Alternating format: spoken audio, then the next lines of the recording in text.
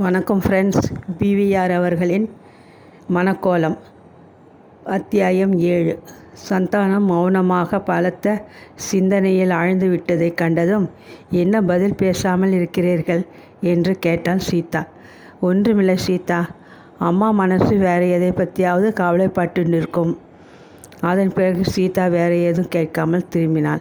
தினம் தினம் கேட்டு கேட்டு பரிமாறும் பாகரதி அன்று இயந்திரமாக பரிமாறிவிட்டு போனாள். கறி சாதம், நெய் குழம்பு என்று ஒவ்வொன்றாக ஹோட்டலில் வந்து போவது போல களத்தில் வந்து வீழ்ந்தன. சந்தானத்துக்கு இதனாலெல்லாம் அவள் மீது ஆத்திரமோ வெறுப்போ உண்டாகவில்லை. மனித சுபாவத்தை தான் அவன் கண்கூடாக பார்க்கிறான். இதே ரகுபதியை பற்றி வாயார புகழ்ந்து அவனை விட சிறந்த வரன் இந்த ஜென்மத்தில் சீதாக்கு கிடைக்கவே கிடைக்காது என்று அவள் காலையில் சொல்லியிருந்தால், இலையில் பழமும் பாயாசமும் அல்லவா விழுந்திருக்கும். பாகிரதியின் போக்கு மாறியது என்பதற்காக அவன் மாறிவிடவில்லை. வழக்கம் போல சிரித்து கொண்டே ஏதோதோ பேசிக்கொண்டே தான் சாப்பிட்டான். கறியையும் குழம்பையும் உரிமையுடன் கேட்டு போட்டு கொண்டான். இத்தனை நாட்கள் இந்த தன்மையே புகழ்ந்து சந்தானம் தன் வீட்டு மனிதன் தான் பெறாத பிள்ளை என்றெல்லாம் கருத பாகிரதிக்கு அன்று அவனுடன் உரிமை கொண்டாடவே வெறுப்பாக இருந்தது. ஆனால் வாய் மூலம் அதை காட்டிக்கொள்ளவில்லை. ரகுபதி வேண்டாம் என்றல்லவா இந்த சந்தானம் சொல்லிவிட்டான். ஏன், அவனுடைய சொத்தும் காசும் பொறாமையை தூண்டி விடுகின்றனவா? ஏழைக்கு இன்னொரு ஏழை மீது இரக்கம் இராது என்பார்களே, அது சரிதானோ? இப்படியெல்லாம் அவளுடைய மனம் பின்னியது. அன்று பகல் சாப்பாட்டுக்கு பிறகு இரவு வரையில் சந்தானம் பாகிரதியை பார்க்கவே இல்லை. திங்கட்கிழமை அலமேலு அம்மாளும் பாகிரதியும் நடத்திய சம்பாஷணையை முழுக்க முழுக்க கேட்டவள் கமலா. ஞாயிற்றுக்கிழமை முழுவதும் அவள் அதை பற்றி பேசவில்லைத்தான். ஆனால் கமலாவின் பொறுமை எல்லை கடந்து போய் கொண்டிருந்தது. விஷயத்தை முழுதும் சீதாவிடமும் சந்தானத்திடமும் தன் வாயாலேயே கொட்டி தீர்க்க வேண்டும் என்று அவள் துடியாக துடித்தாள். ஞாயிற்றுக்கிழமை பகல் முழுவதும் அம்மா வீட்டிலே இருந்ததும், சீதா முதலியார் வீட்டு பெண்ணுடன் ஏதோ ஒரு உபன்யாசம் கேட்கப் போனதும் அவளுடைய ஆவலுக்கு தடையாக போயின. மேலும் சந்தானம் எல்லா ஞாயிற்றுக்கிழமைகளிலும் வீட்டிலே உட்கார்ந்து ஏதாவது ஒரு ஆங்கில நாவலில் மூழ்கிவிடும் சந்தானம் சாப்பிட்டு விட்டு போனவன். கமலாவுக்கு ஜானாவிடம் சொல்ல விருப்பமில்லை. ஜானா அலட்சியமாக கேட்டுவிட்டு அக்கறை இல்லாமல் ஏதாவது ஏட்டிக்கு பூட்டியாக பேசுவாள். சீதாவின் வாழ்க்கை சம்பந்தப்பட்ட விஷயத்தை முதலில் சீதாவிடம்தான் சொல்ல வேண்டும் என்ற எண்ணம் வேறு அவளுடைய உள்ளத்தில் ஊன்றி நின்றது. கமலாவின் துரதிர்ஷ்டம் ஞாயிற்றுக்கிழமை சந்தர்ப்பம் வாய்க்கவில்லை. திங்கட்கிழமை சாயந்தரம் 5:30 மணிக்கு சந்தானம் வந்தபோது கமலாவை தவிர வீட்டில் வேறு யாரும் இல்லை. 6 மணிக்கு தான் ஜானாவே வருவாள். இன்னும் அரை மணி தாமதமாக வருவாள் சீதா. அம்மா அலமேலுவை பார்க்க போயிருந்தாள். 4 மணிக்கே சென்றவளை இன்னும் காணும். சந்தானம் வந்ததும், கமலா, என்ன இன்னைக்கு சீக்கிரம் வந்து விட்டீர்கள் என்று கேட்டாள். ஏதோ வந்து விட்டேன் என்று டையை கயிற்றினான் அவன். அவன் உடுப்பு மாற்றட்டும் என்று சமையலறைக்கு போன கமலா 10 நிமிடங்களுக்கு பிறகு காப்பியுடன் திரும்பினாள். கமலா, வாசலிலே போய் கொஞ்சம் ஆகாசத்தை பார்த்துட்டு வா என்றான் சந்தானம். எதுக்கு? ஏதாவது கருமையாக வந்திருக்கான்னு பார். ஏன், நீயாக நான் கேட்காமல் காப்பி கொண்டு வர வேண்டுமானால் பலத்த மழை வராமல் இருக்குமா என்றான் சந்தானம். உங்கள் ஹாஸ்யத்தை நீங்கள் தான் மெச்சிக்கணும் என்ற கமலா, அலமேலு மாமி நேத்திக்கு வந்தாள் தெரியுமில்லையா என்று ஆரம்பித்தாள். ஆமாம், நான் தான் பார்த்தேனே. அவள் விரிச்ச வாய் பந்தலிலே தேன் மாறி பொழிந்தது. ஓ, ரகுபதி மேலே சோஸ்திர மணிமாலையே பாடிவிட்டாள். அப்படியா?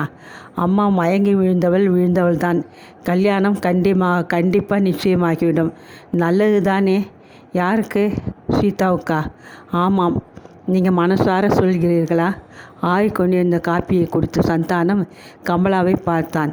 தன் தமக்கைக்கு கல்யாணமாக போகிறது என்று எந்த விதமான திருப்தியோ மகிழ்ச்சியோ அவள் முகத்தில் தெரியவில்லை.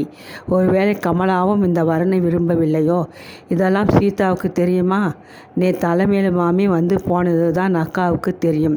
அம்மா இன்னும் வாயையே திறக்கவில்லை. சீதா என்ன சொல்வாள்னு உனக்கு தோன்றது கமலா? அக்கா குணம் தெரியாதா? வேண்டாம்னு சொல்லுவாள். கொஞ்சம் இறைந்து பேசி பார்ப்பாள். அப்புறம் அம்மா 2 நாளைக்கு அழுவாள். சரியாக சாப்பிட மாட்டாள். பெத்த வயித்தை கத்தியால் கீழ்ச்சிக்கணும்னு புலம்புவாள். அவ்வளவுதான், அக்கா சரின்னு சொல்லிவிடுவாள். இவ்வளவு எலிசா ஆயிடுமா? சந்தானம், என் அக்கா இருக்காளே, அது ஒரு பரபிரம்மம் மாதிரி. உட்காந்து ஏதாவது யோசனை பண்ணிகிட்டே இருப்பாள். ஆனால் அதில் ஒரு முடிவும் வராது. மனசில் என்ன நினச்சிட்டு இருந்தாலும் பேசுகிற போது முடிவே வேறு மாதிரியாக இருக்கும். தனக்குன்னு இந்த ஜென்மத்திலே கல்யாணமே வேண்டாம்னு நினச்சிட்டே இருப்பாள். நீ இப்படி பிடிவாதம் செய்தால் நான் கிணத்திலோ சமுத்திரத்திலோ விழுந்துடுவேன்னு அம்மா பயமுறுத்துவாள். அவ்வளவுதான். ஓ, என்னால் நம்ப முடியவில்லை. அக்கா தனக்கு இஷ்டமில்லாத காரியங்களை செய்யறதே இந்த மாதிரி ஒரு அழுகைக்கும் மிரட்டிற்கும் அப்புறம் தானே. அப்படியா? இன்னும் என்ன சொல்வாள் தெரியுமா? சீதா, நீ கல்யாணம் பண்ணிக்க மாட்டேன்னு பிடிவாதம் பிடிச்சா ஜானாவுக்கும் கமலாவுக்கும் எப்போதடி கல்யாணம் ஆகும் என்று கேட்பாள். என்கிட்டேயோ ஜானாக்கிட்டேயோ இது மாதிரி கேட்டால் என்ன சொல்வோம் தெரியுமா? ஆகாட்டா போகிறதுன்னு சொல்வீர்கள் என்றான் சந்தானம். ஜானா அப்படிதான் சொல்லுவாள். நான் எத்தனையோ வீடுகளிலே அக்காவுக்கு முன்னாடி தங்கைக்கு ஆனதில்லையான்னு கேட்பேன். சந்தானம் சிரித்தான். பிறகு திடீரென்று கமலா குரலை கடுமையாக்கி கொண்டாள். மிஸ்டர் சந்தானம், யார்கிட்டேயும் சொல்லாதீர்கள். அம்மாக்கிட்டேயும் கேட்கக்கூடாது. இந்த அளவேலு மாமிக்கு உங்களை கண்டாலே பிடிக்கவில்லை. உனக்கு எப்படி தெரியும்? நேத்திக்கு அவ 2 பேரும் கூட்டத்திலே பேசிட்டு இருந்தபோது நான் இந்த அறையிலே தான் ஒளிஞ்சுட்டு இருந்தேன். இனிமேல் நான் அறையை பூட்டின்னு தான் போகணும். என்னமோ செய்யுங்கள். அலமேலு மாமிக்கு நீங்கள் முந்தா நாள் ராத்திரி ரகுபதியை மீட் பண்ணி பேசியதே தப்பாக படுகிறது. அப்படியா? அவன் நேற்று காத்தாலே வந்து குதின்னு குதிச்சானாம் அவள்கிட்ட. ஏன் அப்படி குதிச்சான்னு எனக்கு மர்மமாக இருக்குது. ஒரு பிள்ளைக்கு பெண் கொடுக்கறவா விசாரிக்கிறதுல என்ன தப்பு? அதில் தப்பு இல்லை கமலா. நான் விசாரித்தேனே, அதுதான் தப்பு. சரி விடு. இந்த விஷயமா நீ என்னிடம் பேசினது உங்கள் அம்மாவுக்கு தெரிஞ்சால் வாயில் வந்தபடி விஷம் மாறி புழிவாள். ஏன் தெரியுமா? எனக்கு ரகுபதியை பிடிக்கவில்லைன்னு உன் அம்மாவுக்கு தெரியும். இப்போ எனக்கெல்லாம் புரிகிறது என்ற கமலா, ஏன் உங்களுக்கு ரகுபதியை பிடிக்கவில்லை என்று கேட்டாள். அதை உன்னிடம் சொல்லக்கூடாது. ஊரெல்லாம் பறை கொட்டிவாய். அப்புறம் நான் அறையை காலி பண்ணிவிட்டு போய்விட வேண்டியதுதான். திடீரென்று கமலாவுக்கு கோபம் பொத்து கொண்டு வந்தது. என் வாய் என்ன அப்படி ஓட்டை வாயா? அதுக்கில்லை கமலா, என் விருப்பத்தை மீறி இந்த வரனே உன் அம்மா முடிச்சான்னு வச்சுக்கோ. நான் இப்போ சொல்வதெல்லாம் மனசிலே நின்று கஷ்டப்படுத்தும். அது இல்லைன்னு தீர்மானமாக்கிவிட்டால் அப்புறம் சொல்கிறேன். அப்போது அலமேலு மாமி சொன்னாலே, அதெல்லாம் பொய்யா? வீடு இருக்காம், வாசல் இருக்காம், கார் இருக்காம், இதெல்லாம் இருக்குது, வாசம்தான். ஆனால் இதெல்லாம் தானா முக்கியம்? அப்போது இனிமேல் இதை பற்றி கேட்காதே கமலா. கமலாவுக்கு விஷயம் என்னவென்று விளங்காவிட்டாலும் ஏதோ ஒரு குறை ரகுபதியிடம் இருக்கிறது என்பதை புரிந்து கொண்டாள். ஒருவேளை அம்மாவே இந்த குறையை அறிந்த பின் தான் அதை மறந்துவிட்டு கல்யாணத்தை நிச்சயிக்க முடிவு பண்ணியிருக்கிறாளோ? 6:15 மணிக்கு அவசரமாக வந்த ஜானா சந்தானத்தையோ கமலாவையோ லட்சியம் செய்யாமல் முகத்தை கழுவிவிட்டு அலங்காரத்தில் ஈடுபட்டாள். பெட்டியிலிருந்து 7-8 புடவைகள் வெளியே விழுந்து சிதறின. எதை கட்டி கொள்வது, எந்த புடவைக்கு எந்த ரவிக்கு நன்றாக அமையும் என்றெல்லாம் தனக்குள் கணக்கு போட்டுவிட்டு கடைசியில் ஊதா நிற ஜார்ஜெட் புடவையும் அதே நிற சோழியையும் எடுத்தாள். கடிகாரத்தை கட்டி கொண்டே அவள் கூடத்துக்கு வந்தபோது, எங்கேடி கிளம்புற ஜானா என்று கேட்டாள் கமலா. போகும்போதே அபசகனம். நான் எங்கே போனால் என்ன? அவள் குரலில் எதிரொலி அடங்குவதற்குள் பாகிருதியே வந்து நின்றாள். ஜானாவை பார்த்த போதே அவளுக்கு ஆத்திரம் பீறிட்டு கொண்டு வந்தது. அவளுடைய கை கடிகாரமும் நாசுக்காக வலது கையில் இருந்த பரிசும் கோபத்துக்கு எண்ணெய் வார்த்தன. எங்கடி கிளம்பிட்ட? அப்படி கேளு அம்மா. மணி 6:30 ஆக போகிறது. லங்கனி மாதிரி கிளம்பிட்டா. டி கமலா, நீ பேசாமல் இரு, நான் கேட்டுக்கிறேன். கேளு அம்மா. தன் விரைவை துண்டித்து நிற்கும் அம்மாவை ஒரு கணம் ஏறிட்டு பார்த்த ஜானா, நானும் டீச்சர் விசாலமுமா சபாவுக்கு போகிறோம் என்றாள். இன்றைக்கி என்னடி சபாவிலே? அவளுக்கு தெரிஞ்சவா வீட்டு பெண்ணின் நாட்டிய அரங்கேற்றம். வேறு வேலை இல்லையா?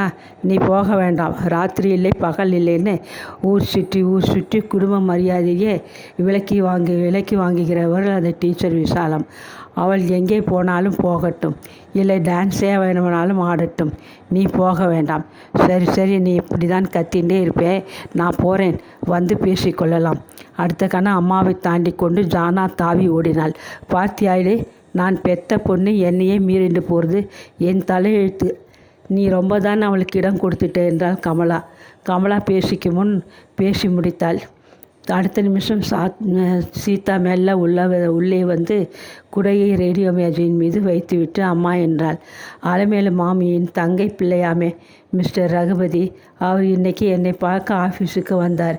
நீயும் அலமேலு மாமியும் ஏற்பாடு பண்ணித்தான் அவர் என்னை பார்க்க வந்தாராம். நீ ஏன் என்கிட்ட முதலிலேயே சொல்லலே என்று கேட்டாள் சீதா. பாகிருதி இதை கேட்டு திடுக்கிட்டாள். அத்தியாயம் 8. பாகிருதியின் சிந்தனை ஓடியது. பிள்ளையை பெண் பார்க்க வேண்டும் என்று முந்தின நாள் அலமேலுவிடம் ரகுபதியை சீதா பார்த்து விட வேண்டியது நலம் என்று சொல்லியிருந்தது நினைவுக்கு வந்தது. சீதாவை பார்க்க வேண்டிய சரியான இடம் ஆஃபீஸ் தான் என்று அலமேலு தீர்மானம் செய்து அதற்கேற்ப ஏற்பாடு செய்துவிட்டாளா? ஏன் இதை அவள் இதுவரையில் தன்னிடம் சொல்லவில்லை? என்ன சொன்னால் என்ன? சர்சரவென்று என்னை கூட கேட்காமல் நிச்சயம் பண்ணிட்டேன். இன்னும் நிச்சயம் பண்ணவில்லை என்று சொல்ல பாகிருதி வாயெடுத்தாள். ஆனால் அடுத்த கணமே ஏன் உனக்கு பிடிக்கவில்லையா என்று கேட்டாள். சந்தானம் சொன்னபடி குண்டாக குள்ளமாக துந்தி தெரிய இருந்திருந்தால் பிடித்திருக்குமா? ஏனம்மா என் வாயை கிளற? நான் கல்யாணம் பண்ணிண்டாகணும்னு நீ உன் மனசிலே தீர்மானிச்சாச்சு. எனக்கு கல்யாணத்திலே விருப்பம் இருக்கா இல்லையான்னு நீ கேட்கவில்லையே. இதெல்லாம் ஆரம்பித்து இவ்வளோ தூரத்துக்கு வந்து விட்டதே. எல்லாத்தையும் ரகசியமாக வச்சுருந்த இல்லையா? சே சீதா, என்னை பற்றி அவ்வளோ மோசமாக நினைக்காதே. உன்னை ஏமாற்றி உன்னை ஒருத்தன் கையில் பிடிச்சு கொடுக்கணும்னு நான் சொப்பனத்தில் கூட நினைக்க மாட்டேன். ரகுபதி என்ன சொன்னார்? சீதா சிரித்தாள். வெறுப்பு தெரித்த சிரிப்பு. அந்த மனிதருக்கு கல்யாணம் பண்ணி கொள்ள வேண்டும்னு ஏன் தான் தோணித்தோன்னு நான் யோசனை பண்ணேன். ஆனால் அவரே அதுக்கு பதிலை கேட்காமலே சொல்லிவிட்டார். தனிமை வெறுத்து விட்டதாம். இருக்கிற ஐஸ்வர்யத்தை குடும்பத்துடன் அனுபவிக்க வேண்டுமாம். எப்படி இருக்கு? அப்புறம் இன்னும் என்னென்னவெல்லாம் சொன்னார். ஏதோ மரக்கட்டை மாதிரி கேட்டுண்டே வந்தேன். கடைசியிலே சந்தானத்துக்கும் நமக்கும் என்ன உறவுன்னு கேட்டார். தன் அறையில் இருந்து கொண்டே சந்தானம் தன் காதுகளை தீட்டிக் கொண்டான். நீ என்ன பதில் சொன்ன? என்ன சொல்லவா? கூட பிறக்காத அண்ணா என்றேன். அதுக்கு அவர் என்ன சொன்னார்? அதிகமாக ஒன்றும் சொல்லாவிட்டாலும் சந்தானத்தை அவருக்கு பிடிக்கவில்லைன்னு தெரியாது. என்ன காரணமோ என்றால் பாகிருதி. அவர் எப்போது இந்த வீட்டிலிருந்து தனி ஜாகைக்கு போகிறான்னு கூட கேட்டார். ஓ, நான் சொன்னேன் நாங்கள் காலி பண்ண சொல்ல போகிறதில்லை, அவராகவும் இப்போதைக்கு போக மாட்டார்னு. இதை சொன்னபோது அவர் முகம் சின்னதாக போச்சு. நீ அப்படி சொல்லியிருக்கப்படாது. நான் அப்படி சொல்லியிருக்காவிட்டால் அவர் என்ன பண்ணியிருப்பார் தெரியுமா? என்ன? முதல்ல சந்தானத்தை காலி பண்ண சொல்லணும். அப்படியானால் தான் இந்த கல்யாணம் நடக்கும்னு சொல்லியிருப்பார். நானாகவே அடித்து சொன்னது ஒரு விதத்துக்கு நல்லதாக போச்சு. இப்போ நீ இப்படி சொல்லியிருக்கிறியே, அவர் என்ன நினச்சிட்டு இருக்கிறாரோ? நீ ஏன் அதை பற்றி கவலைப்படுற? ஏதாவது சம்மந்தமாக அவரோ அல்லது அலமேலு மாமியை கேட்டுக்கொண்டு வரட்டும், நான் பதில் சொல்லிக்கொள்கிறேன். ஆனால் ஒன்று மட்டும் நிச்சயம், சந்தானத்தை பிடிக்காமல் இருக்கிறதுக்கு காரணம் ஒரு வேளை பயமாக இருக்கலாம். சந்தானம் தன்னுள் லேசாக சிரித்து கொண்டான். பயமா? சந்தானத்தை கண்டு ரகுபதி ஏன் பயப்படணும்? யாருக்கு என்ன தெரியும்? ரகுபதியின் வழியிலே என்ன கணம் எப்போ இருந்ததோ இல்லை இருக்கிறதோ? ஏன் இப்படியெல்லாம் பேசுகிற? உனக்கு அவர் ஹஸ்பண்டாக வரப்போகிறவர் என்றால் கமலா. வரட்டும், வந்த பரம் அந்த ஸ்தானத்துக்கு உண்டான மதிப்பையும் மரியாதையையும் கொடுத்து கொள்கிறேன் என்றாள் சீதா. தன் பெண் சீதாவா இப்படி பேசுகிறாள் என்று தன்னுள் பயந்த பாக்கிருதி தைரியத்தை வரவழைத்து கொண்டே, ஏன் சீதா, அவர்தான் இந்த வீட்டு முதல் மாப்பிள்ளைன்னு நான் தீர்மானம் பண்ணிவிட்டேனே என்றாள். அப்போ நான் என்ன சொல்கிறதுக்கு இருக்குது? கழுத்தை நீட்டுறேன், தாலியை கட்டட்டும். சீதாவின் குரலில் விரக்தி தோய்ந்திருந்தது. சந்தானம் தனிமையில் உட்கார்ந்து கொண்டு சீதாவுக்காக அழுதான். செவ்வாய், புதன், வியாழன் என்று 3 நாட்கள் ஓடின. சந்தானத்துக்கு ஓச்சல் ஒழிவு இல்லாமல் வேலை மேல் வேலை குவிந்து சாதாரணமாக மேனேஜர்களை விட உதவி மேனேஜர்களுக்கு தான் எந்த கம்பெனியிலும் அதிக வேலை இருக்கும். ஆனால் தேவி அண்ட் கம்பெனி மேனேஜர் கூட கிடையாது. சந்தானத்துக்கு உதவி மேனேஜர் பட்டமே தவிர அவன்தான் ஹெட் கிளார்க், சூப்பரிண்டென்ட் எல்லாம். முதலாளி தாம் தான் மேனேஜர் என்று சொல்லி அதற்கான சம்பளத்தை பற்றி எழுதி கொண்டாரே தவிர எந்த வேலையும் செய்பவர் அல்ல. அவருக்கு தம்முடைய பொழுதுபோக்குகளுக்கே நேரம் போதவில்லை. அதுவும் சமீபத்தில் ஒரு பெரிய குதிரை பந்தயத்தில் அவருடைய குதிரை தங்க கோப்பையையும் 30,000 ரூபாய் பரிசையும் வாங்கி கொடுத்ததிலிருந்து தலைக்கால் புரியாமல் அவர் அலைந்து கொண்டிருந்தார். சந்தானம் மணியை பார்த்தான். 6 அடித்து விட்டது. கடைசி தபாலில் சேர்க்க வேண்டிய கடிதங்களை எல்லாம் கையெழுத்து வாங்கின குமாஸ்தா சேஷன் வாய் நிறைய வெற்றிலையை குதப்பிக்கொண்டு ஒரு நிமிஷம் நின்றான். என்ன வேணும் சேஷா? ஆள் வீட்டுக்கு போகிறதுக்கு முன்னே பாருன்னே. எஸ் முதல்ல இதையெல்லாம் டிஸ்பேச் பண்ணிட்டு வா. சரி, வாயில் இருக்கிறதை கொட்டி நன்னா அலுமிண்டு வா. ஆஃபீஸ் முழுதும் பன்னீர் தெளிக்காதே. அவனுடைய பூதகரமான உடல் குலுங்கி சிரித்தது. சேஷன் திரும்பி வந்தபோது சந்தானம் மணி பர்ஸிலிருந்து பணத்தை எண்ணிக்கொண்டிருந்தான். எனக்கு கூட கொஞ்சம் பணம் தேவைப்படுறது சார் என்றான் பர்ஸை பார்த்து கொண்டே. ஏன் இது கண்ணை உறுத்திவிட்டதோ? கடைசியிலே கேட்கலாமல் இருந்தேன். உனக்கு எதுக்கு பணம்? ஒண்டிக்கட்டை கணக்கிலே காஃபி, சாப்பாடு, வெற்றிலை பாக்கு எல்லாம் வாங்கிக்கிற. ஊருக்கு 10 ரூபாய் அனுப்பணும். அம்மா கிட்ட இருந்து 2 கடிதாசி வந்தாச்சு. அட, நீ அம்மாவுக்கு வேற அனுப்புறியா? அவள் தான் கும்பகோணத்துலேயே உன் அண்ணா கிட்டே இருக்கிறாள்னு சொன்னியே. மன்னிக்கும் அம்மாவுக்கும் சேரலை. அது ரொம்ப நாளே சமாச்சாரமாச்சே. இத்தனை நாளாக அண்ணா அம்மா பக்கம் இருந்தான். இப்போ என்னாச்சு? கட்சி மாறிட்டானா? என்னைக்கு சீதனமாக 2 வேலை தீலம் வந்திருக்கு அம்மா எழுதியிருந்தாள். அது வந்த உடனே இன்னுமே நூல் புடவை கட்டிக்கிறது இல்லைன்னு அவள் சன்கற்பம் பண்ணிவிட்டாளாம். அது கிழக்கட்டும். இப்போ அம்மா எங்கே இருக்கா? இங்கே வரதாக உத்தேசம் இருக்கா? அதெல்லாம் கிடையாது. இங்கே வந்தால் என் சம்பளத்திலே என்ன கொடுத்தனம் பண்ண முடியும்? வர வர அம்மாவுக்கு சில்லறை செலவுக்கு கூட அண்ணா பணம் கொடுக்கறது இல்லையாம். சரி போகிற போது ஞாபகப்படுத்தி தரேன். Thank you sir. தேங்க்யூ. ஆமாம், எதுக்கு வர சொன்னீர்கள்?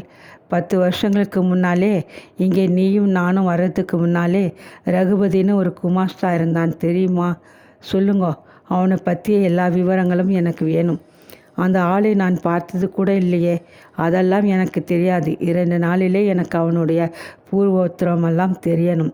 இப்போ அவன் ஷா அண்ட் ஷா கம்பெனியில் பிரான்ச் மேனேஜராக இருக்கிறான். இதுதான் வீட்டு விலாசம். ஆனால் அவன் வீட்டுக்கு மட்டும் போயிடாதே. ராஜபாளையம் உன் சதையில் குதறிவிடும். சேஷன் அவன் கொடுத்த விலாசத்தை பார்த்துவிட்டு எழுந்தான். ஆல்ரைட், இந்த ஆஃபீஸில் எனக்கு டிடெக்டிவ் வேலையும் இருக்குது. இது ஆஃபீஸ் வேலையில்லை, என் சொந்த வேலை. உங்களுக்கு ரகுபதியை நன்றாக தெரியுமா? அதை பற்றி உனக்கு என்ன? இந்தா நீ கேட்ட 10 ரூபாய்.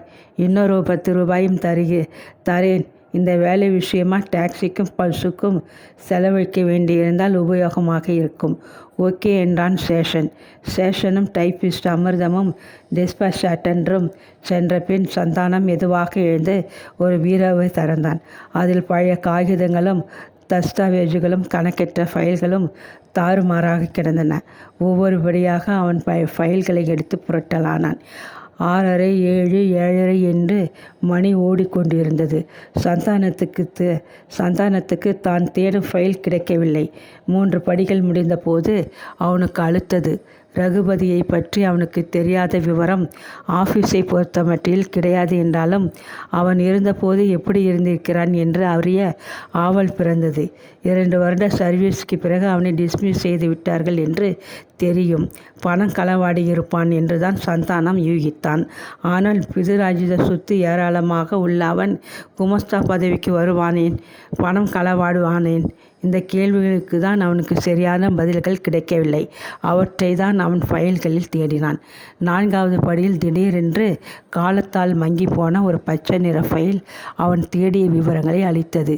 அதில் இருந்த விவரங்களை படித்தபோது சந்தானம் திடுக்கிட்டான். சம்பந்தப்பட்ட ஒரு பெயரை பார்த்தபோது அவனுக்கு தலை சுற்றியது. கோதண்டராமன். அவனை பொறுத்தவரையில் கோதண்டராமன் நல்லவர்தான். வியாபாரத்தில் அவருக்கு நேர்மையும் நாணயமும் கிடையாது என்றெல்லாம் அவன் கொண்டுள்ள கருத்து. ஆனால் அவர் ரகுபதியை உபயோகித்து கொண்ட விதத்தையும் ரகுபதி தேவி கம்பெனியில் குமாஸ்தா பதவியில் ஒளிந்து கொண்டே அவருக்கு செய்த வந்த காரியங்களையும் அறிந்தபோது சந்தானத்துக்கு ரகுபதி மீது கூட ஆத்திரமோ கோபமோ உண்டாகவில்லை. கோதண்டராமன் மீதுதான் வெறுப்பு எல்லை மீறி பிறந்தது. இதில் இந்த இருவர் இப்படி ஒரு பெரிய ஏமாற்று தொழிலில் மும்முரமாக ஈடுபட்டு கொண்டிருக்கும் நாட்களில்தான் கோதண்டராமன் கம்பெனியில் குமாஸ்தாவாக இருந்திருக்கிறோம் என்ற உண்மை தெரிந்தபோது சந்தானத்துக்கு அவமானமாக கூட இருந்தது. எந்த அளவுக்கு அவன் அறியாமலேயே இருவருடைய சதிகளுக்கு உடைந்தையாக இருந்திருக்கிறான் என்று அவனுக்கு விளங்கவில்லை. ஃபைல் முழுவதும் படித்து உள்ளே வைத்துவிட்டு எழுந்தபோது மணி 8. உடம்பு கொதித்தது அவனுக்கு. பீரோவை பூட்டிய பின் மின்சார விசிறியை நிறுத்திவிட்டு அவன் வெளியே வந்தான். 8:45க்கு வீட்டை அடைந்த போது என்றும் இல்லாத அதிசயமாக கமலா பரீட்சைக்கு படித்து கொண்டிருந்தாள். கடந்த மார்ச்சிலும் செப்டம்பரிலும் கை நழுவி போன பிஏயை பிடிக்க அவள் மீண்டும் ஆயத்தமாகிறாள். கை கால்களை கழுவிக்கொண்டு அவன் அறைக்கு திரும்பிய போது ரேழியில் நின்று கொண்டிருந்த சீதா, மிஸ்டர் சந்தானம், நான் சாதம் போடட்டுமா, இல்லை அம்மா வந்த பின்னால் சாப்பிடுகிறீர்களா என்று கேட்டாள். அம்மா வரட்டும், இன்னைக்கு என்ன கதை, குசேலர் உபக்கியானம் என்ற அவள், நான் கேட்கிறேனே என்று நினைச்சிக்காதீர்கள். அம்மா ஏதாவது பணத்துக்கு உங்ககிட்ட ஏற்பாடு செய்திருக்கிறாளோ என்று கேட்டாள். ஏன் கேட்கிறாய் சீதா? 2-3 நாட்களாய் தினம் அலமேலு மாமி வந்து போகிறாளே, தெரியாது? தெரியும். அதுக்கென்னவா? அவள் எதற்கு வருகிறாள்னு தெரியும் இல்லையா? உன் கல்யாண விஷயமாகத்தானே. அலமேலு மாமிக்கு வேறு என்ன விஷயம் இருக்கு பின்ன? எல்லாம் நிச்சயமான மாதிரிதான். அதுக்குத்தான் பணம் ஏற்பாடு செய்திருக்கிறாளான்னு கேட்கிறேன். ஆமான்னு வச்சுக்கையேன். எத்தனை ரூபா? நீ ஏன் சீதா இதை பற்றியெல்லாம் கவலைப்பட்டு கொள்றே? உன் கல்யாணத்திலே மற்றவர்கள்தான் சிரத்தையும் எடுத்துக்கொள்ளணும். எத்தனை ரூபாய் கேட்டிருக்கிறாள்னு கூட எனக்கு தெரியப்படாதுன்னா நான் கேட்டதற்கு என்னை மன்னித்து விடுங்கள் சந்தானம். இந்த கல்யாணத்துக்குன்னு இப்போ சமீபத்தில் கேட்கலை, 4-5 மாதங்களுக்கு முன்னாலே சொல்லி வச்சிருந்தாள். சீதாவுக்கு கல்யாணம்னு ஒன்று நிச்சயமானால் சந்தானம் நீதான் எனக்கு உபகாரம் செய்யணும். எப்படியாவது உடம்பாலை உழைச்சாவது கடனை திருப்பி தந்து விடுகிறேன்னு சொல்லியிருந்தாள். எவ்வளவு? அப்போ கேட்டது 2000 ரூபாய். நீங்கள் என்ன சொன்னீர்கள்? எனக்கு யார் இருக்கா சீதா? அம்மாவா, அக்காவா, தங்கையா? நான் சம்பாதிக்கிற பணம் முழுவதும் என்னுடையது. செலவழிந்தது போக பாக்கியெல்லாம் பேங்கில் கிடக்கு. அது உங்களுக்கெல்லாம் தான் தெரியுமே.